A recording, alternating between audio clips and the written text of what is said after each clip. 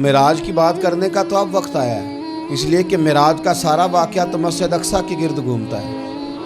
سبحان الذی اسریٰ بعبدہ لیلا من المسجد الحرام الی المسجد الاقصیٰ۔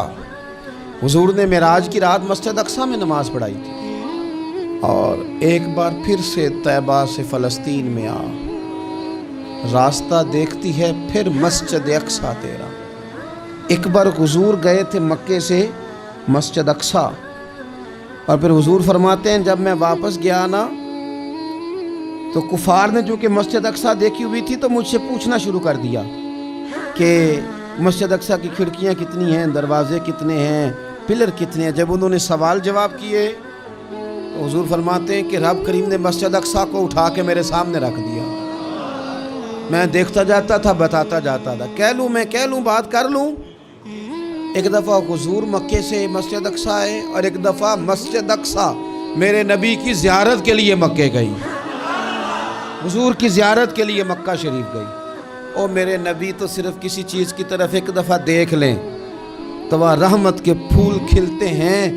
مسجد اقصیٰ کی طرف منہ کر کے 17 مہینے میرے نبی نے نماز پڑھی ہے۔ مسلمانوں پتہ ہی کوئی نہیں، ہماری خبریں ہی اور ہیں، ہمارا درد ہی اور ہے، ہمیں پتہ ہی نہیں بم کہاں برس رہے ہیں، ہمیں یہ خبر ہی نہیں۔ اور میں اس دور میں تقریریں کر رہا ہوں جہاں سوتوں کو جگانا نہیں پڑتا، جاگتوں کو جگانا پڑتا ہے۔ سیانے لوگوں کو سمجھانا ہمارے ذمہ لگ گیا، کیا کرے؟ اس قوم کو سکھانا پڑتا ہے جسے پتہ سارا ہے، لیکن جان بوجھ کے آنکھیں ہماری بند ہیں۔ یہ مولوی کو بات کرتا تو لوگ کہتے دیکھو مولوی گالی دیتا ہے، لیکن اگر قائد اعظم محمد علی جناح کہے کہ اسرائیل امریکہ کی ناجائز اولاد ہے تو پھر تو تمہیں ہضم کر لینا چاہیے نا، پھر تو لیبرل کو بھی ہضم ہونا چاہیے نا کہ قائد اعظم نے کہا ہے، اور اس ناجائز بچے کو تم نے اتنی طاقتیں دے دی کہ وہ مسلمانوں کے قبلہ اول میں نماز پڑھنے والوں کو بھی نہ بخشے۔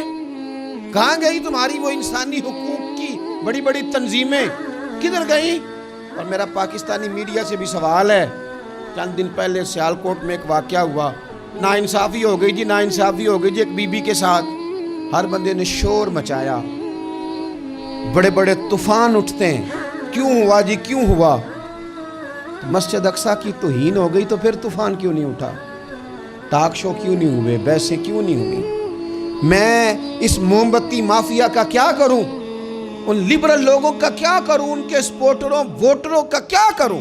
ان سیاسی جماعتوں کے کارکنوں کو کیا نام دوں کہ جو ان فضول بحثوں میں تو وقت ضائع کرتے ہیں، اور وہ مسجد اقصیٰ جس کے بارے میں میرے نبی پاک صلی اللہ علیہ وسلم سے ایک صحابیہ نے پوچھا تھا، یا رسول اللہ مسجد اقصیٰ میں نماز پڑھنا کتنا کو بہتر ہے باقی نمازوں کے مقابلے میں؟ تو حضور نے فرمایا 1000 گنا بہتر ہے۔ بی بی عرض کرنے لگی، سونیا میں جا تو نہیں سکتی، دل بڑا کرتا ہے۔ حضور نے فرمایا جا نہیں سکتی تو وہاں تیل ہی بھجوا دے، جس میں حاضری لگوانے کی حضور بات کریں جس مسجد میں۔